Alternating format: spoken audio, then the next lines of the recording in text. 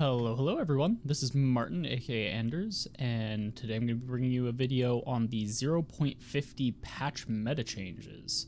I know that everyone's super excited about the formal release of Valorant coming up here on the 2nd, but I wanted to rush this out to sort of keep you guys in tune with the comings and goings of the most recent patch, as well as any sort of dynamic shifts in the metagame that have been happening in the meantime. Before we jump into that though, a lot of you have been asking for me to at least give a surface level look at my dataset and where I get all of my information prior to diving into the details of the video, and so we're going to do that right now. Let's get into it. Moving forward, I'm going to get into the habit of doing this sort of intro in the overwhelming majority, if not all, of my more statistics-based videos. Just giving a quick overview of the state of my data set, where we're at both overall as well as where we're at in terms of sample size for the most recent patch or the area that's going to be discussed in the video. If you look at the information currently on the screen, I've got 48 unique tournaments in my overall data set with over 14,000 rounds of gameplay inside of that. It includes all of the major tournaments you would expect, the T1X NSG Invitational, numerous Fragadelphia events, numerous Nerd Street Gamers events, all the Valhalla Invitationals, the XCOM Go Cup, the Mandatory Cup, the list goes on and on and on. These are just minor samples of what underlies the entire set. And if we look at patch 0.50 in particular, there are 15 unique tournaments thus far that I've tracked, and that translates to over 4,500 rounds of play. So more than enough of a sample size for me to be able to come up with these numbers confidently and say that they're actually reflective of the tournament meta as of right now. Let me know if this sort of state of the data summary is something that you guys actually care about, or if it's sort of a vocal minority of you who would like this on a recurring basis, or if you'd like me to just do it every couple of videos, let me know. With that out of the way, let's jump into the actual meat of this video, where we're going to tackle all of the changes that have happened in the tournament meta after 0.50. And just to double down on trolling you, we're still not going to get into 0.50 just yet. I'm going to do a quick overview of 0.49 just to make sure it's fresh in everybody's mind so they have context to compare to. If we take a look at the top 3 compositions from 0.49, it's all familiar faces. The Common Core plus Sova, the Common Core plus Raze, and the Common Core plus Omen. If we look at these comps and how their cuts of the meta hashed out, it was the Common Core plus Sova at the top with 23.8% of the meta, the Common Core plus Raze coming in as the second most played with 13.15% of the meta, and the Common Core plus Omen coming in third with 5.38% of the meta. If we take a look at those same 3 comps and how their dynamics have changed moving into 0.50, it's a little bit interesting. You still have the Common Core plus Sova at the top of the totem pole with 27.7% of the overall metagame, Common Core plus Raze still at the second slot with 21.62% of the metagame, so both of those increasing, now representing slightly larger slices of the pie.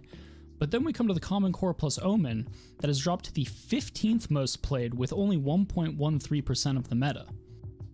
In order to understand exactly why the Common Core plus Omen has fallen out of favor and why this dynamic shift has happened, I wanted to take a look at 2 comps in particular. Brimstone, Cypher, Raze, Sage, and Sova, as well as Breach, Brimstone, Raze, Sage, and Sova.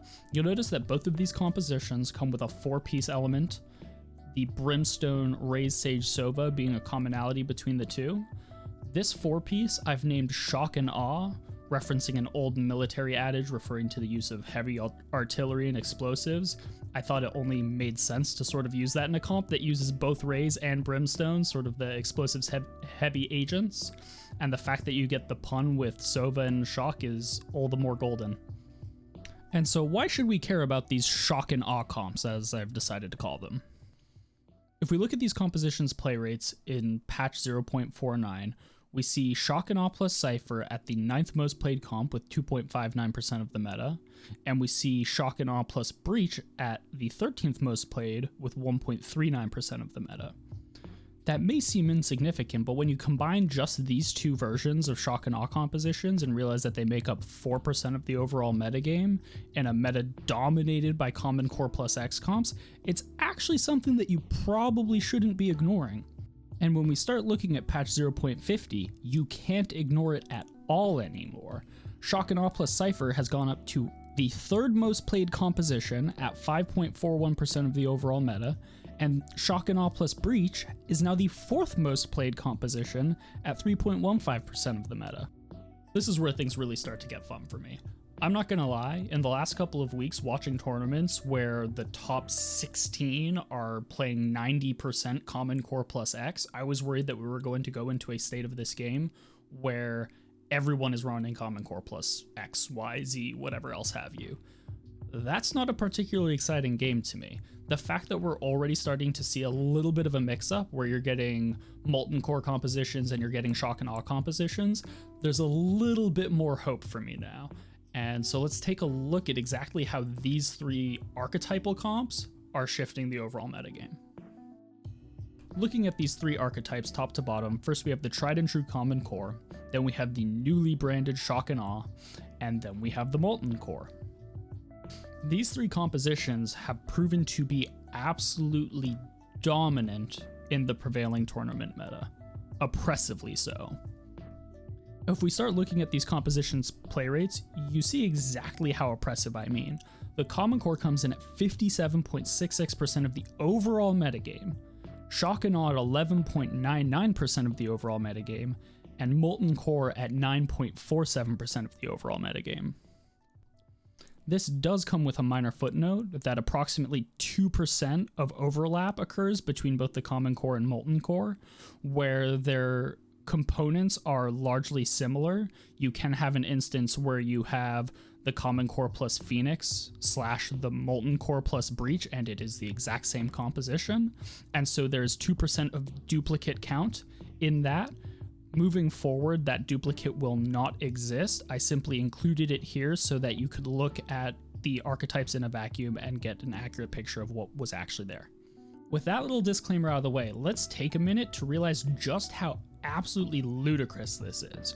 There are 3 archetypes in this game that currently make up over 75% of the overall tournament meta. 77.09% of all of the tournament play in patch 0.50 has been one of these 3 archetypes. That's honestly a little bit absurd and a little bit concerning. If we're already seeing this kind of meta centralization, where 3/4 of the entire tournament ecosystem boils down to one of 3 cookie cutter archetypes, it makes me all the more happy that we have another agent incoming soon, and at least one more in the extremely near future thereafter. That doesn't do a whole lot for us right now though, and so do these comps actually make sense? Does the fact that they're making up 3/4 of the meta actually check out? If we take a look at win rates, yeah, I mean, they do for the most part. The Common Core has an offensive overall win rate of just shy of 1% below average, but a defensive average almost 4% above the norm. Shock and Awe actually comes through as the best of these 3 compositions, with an almost 4% above average offensive performance and an almost 1/3% superior than average defensive performance. Interestingly, when we get down to the Molten Core though, it underperforms across the board at that, with an offensive win rate 0.8% below the norm and a defensive win rate 1% below the norm.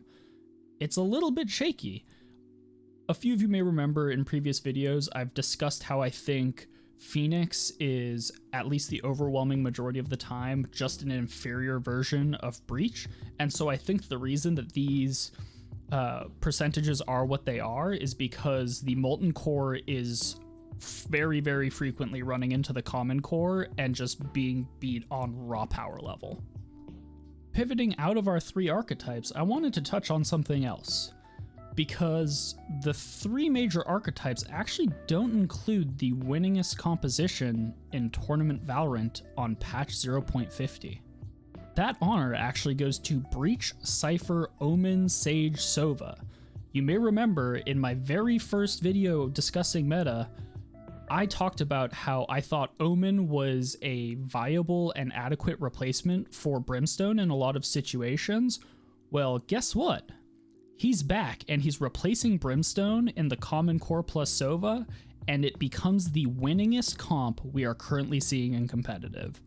With an offensive win rate 3.12% above the norm and a defensive win rate 8.24% above the norm, this not only shores up the Common Core plus Sova's offensive deficiencies, but also extends their advantage on defense. You see, I find this super interesting, because I thought Omen was already a solid alternative to Brimstone right out of the gate, but then he got buffs. And now they're talking about giving him more buffs. I think we're going to be seeing a lot more of him, and I'm perfectly okay with that. I think that Brimstone represents sort of a devolution into a stall meta.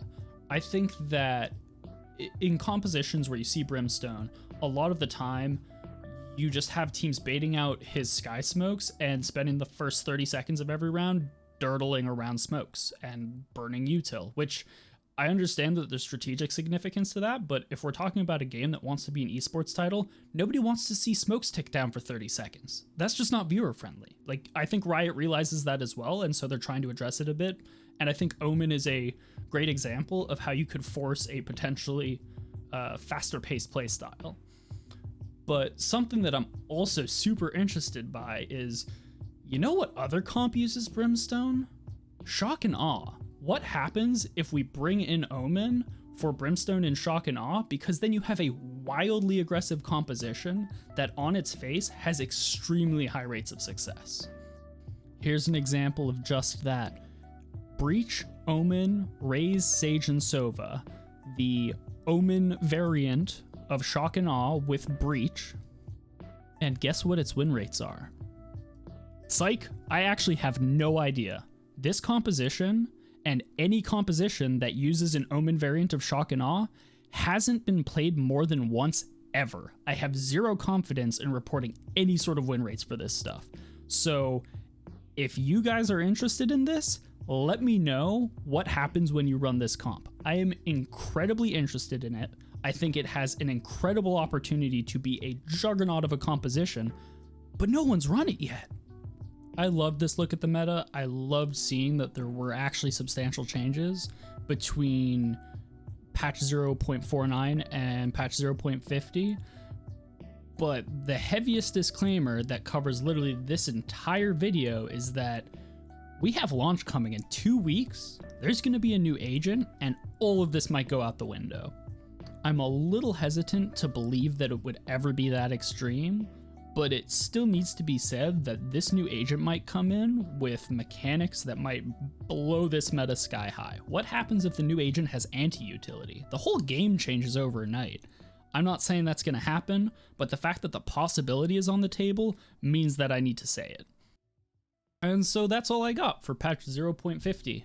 Obviously, a lot of cool meta changes. I love the fact that I get to bring in sort of a new titled archetype with Shock and Awe, bringing it onto the table with the Common Core and Molten Core. I love to see that variety sort of showing its face finally, and hopefully we see a lot more of that. I'm super excited for both the new map and the new agent, and how those are going to affect win rates, how we perceive certain agents as being offensive or defensively skewed based off of how they perform on the new map, and how the new agent just mixes up what we expect from compositions. As usual, if you guys are enjoying this content, throw me a subscription, comment, follow. I'm available on all other social media. You can catch me on Twitter, as well as Instagram at AnderzzTV, and I also stream on a semi-regular basis. I've been a little bit shaky about that recently, but I'm gonna do better in the near term. You can catch me at AnderzzTV on twitch.tv as well, where I frequently stream with my collegiate players and just scum my way around low elo Valorant because I don't grind enough games. Regardless, thanks as always for watching. I will see you guys in the next one. Thanks.